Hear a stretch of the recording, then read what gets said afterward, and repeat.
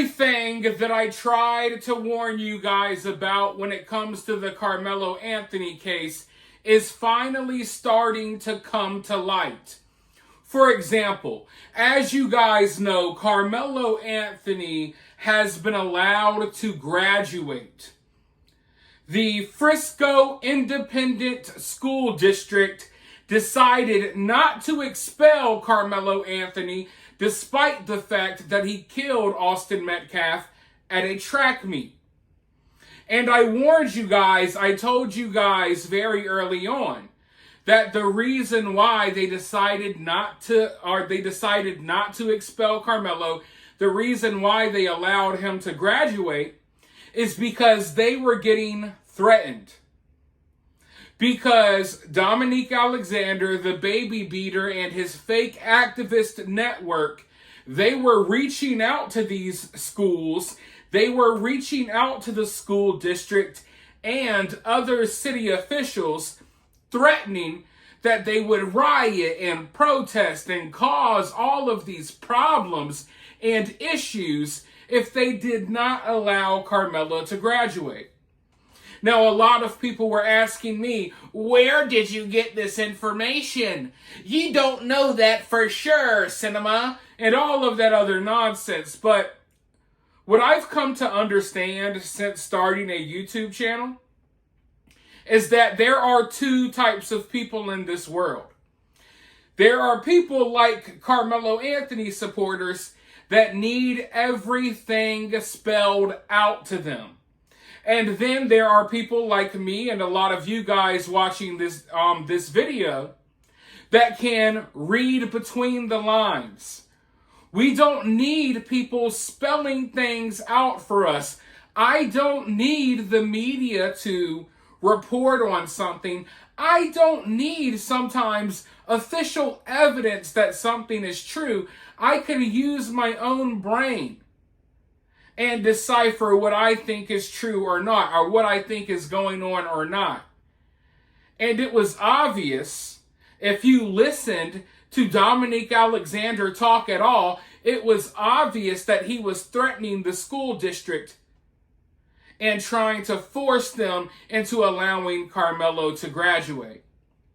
Now, I know a lot of people, they automatically tune Dominique Alexander out. And I understand why. But often in my videos, people ask me, why are you repeating yourself? Why are you repeating this information? Well, because I play clips in my videos often. Clips of maybe Carmelo's family speaking or Dominique Alexander, the baby beater, speaking. And a lot of people who watch my videos, they fast forward through those clips because they don't want to hear Dominique. They can't stand hearing the lies coming out of his mouth. So sometimes, even though I play a clip showing you guys what he's saying out of his own mouth, I still have to say it out of mine as well.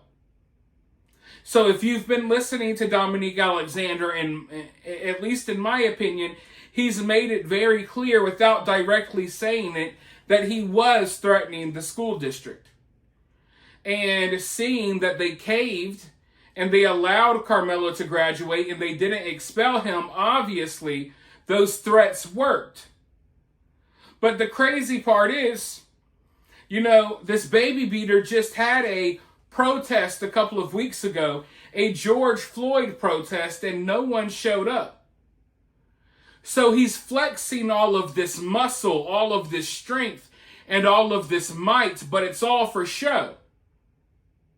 The school district backed down, thinking that this guy was going to be capable of starting a big riot or protest. And from the looks of things, maybe he isn't even capable of doing that. But now we have some emails, ladies and gentlemen. We have the official emails that Dominique the Baby Beater and his activist organization, we have the emails that they were sending to the Frisco School District. And there's multiple emails that I'm going to be going over in multiple videos, but I have one right here that I want to dive into. And in this email, it's clear as day that they're threatening that they will cause BLM riots and unrest in the streets if they don't get their way. They're playing the race card 100%, playing the victim 100%, and weaponizing their race and trying to, I don't even know how to explain it, but they're trying to use the color of their skin as leverage over this school district, and the school district doesn't know how to handle it because they're scared of being labeled racist and stuff, so they just fold. I'm going to go ahead and dive into this email, but first, if you guys support the channel, like the video, subscribe, share the video on social media, comment below. And if you want to take your support one step further, if you want to help keep the lights on over here, you can donate via Cash App or Super Thanks, always greatly appreciated. But with that being said, I'm going to go ahead and do you guys a favor and dive into this email so you all don't have to. Dr. Waldrop. Now, Waldrop is the superintendent of the Frisco Independent School District. So this is an email to him. I am writing to follow up on the letter our organization sent earlier this week regarding blank, redacted. To date, we have received no response from your office. The silence is troubling, especially in light of the fact that our initial communication was offered as an olive branch intended to open a dialogue rooted in peace, fairness, and community partnership. It is deeply disheartening that despite the gravity of this matter and our willingness to pursue a collaborative path forward, there has been no acknowledgement or effort to engage. We had hoped to avoid escalation and to find a resolution that reflects the best of Frisco ISD's values. Unfortunately, your continued lack of response gives the impression that this district is prepared to move forward with decisions that will trample on the process of rights of redacted. Now, I want to go ahead and I want to pause right here. Because you see how they're saying we hoped that you would reach out to us so we could avoid escalation.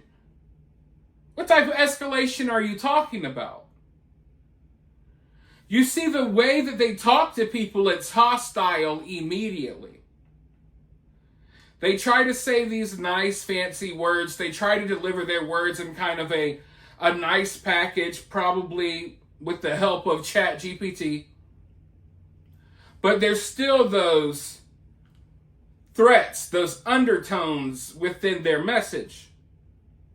We hoped to prevent escalation. We hoped that we wouldn't have to act like a bunch of jackasses to get our way. We hoped that we wouldn't have to go loot Foot Locker and steal all of the Jordans, but if that's what it comes down to, then by God, we will. We hoped that we wouldn't have to go steal all of the Nintendo Switch 2s from Best Buy. But if you don't allow Karmelo to graduate, we will. Which, by the way, did any of you all get the Nintendo Switch? I can't afford it right now. I cannot afford it right now. I want it. Maybe I'll get it somewhere down the line. But yeah, that's basically what they're threatening here. Sorry for going off about Nintendo Switch 2.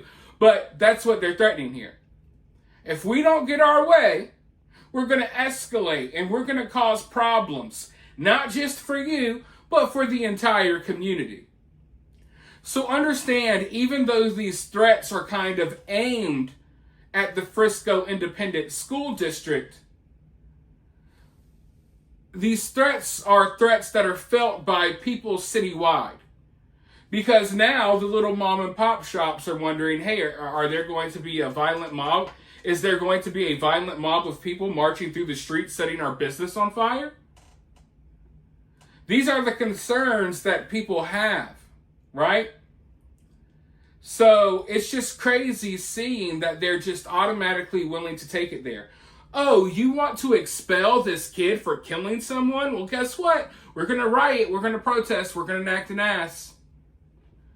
And then they wonder why people are fed up with this nonsense, why people are fatigued. But let's go ahead and go forward because it does not end there. This is not the path that we wished to take, but we cannot and will not sit idle while rights are dismissed. The Next Generation Action Network exists to ensure equity, fairness, and civil rights are upheld. And if necessary, we are prepared to call for a full-scale public protest in the city of Frisco against the unjust handling of this matter by Frisco ISD, and there it is right there. They start off with the little threatening undertones of escalating, and then bam, we're willing to go ahead and get ready for a full-scale public protest. Now, the last time they tried to organize a full-scale public protest, 3 people showed up. Now, I'm not saying that they don't have the ability to gather a crowd, but I don't think that they have the influence that they think they do. You see, this little activist network, the influence, they don't have any influence personally. But they do have the ability to attach themselves to cases that people care about. You know, they attached themselves to George Floyd, and a lot of people were going to protest about George Floyd regardless. They attached themselves to Karmelo. Karmelo, and you know, this case has become a kind of a big deal that a lot of people talked about. At least they did for a little while. So they're only as relevant as the case or the story that they attach themselves to. Them as an independent organization, no one cares. People only care when they're attached to a story that they care about.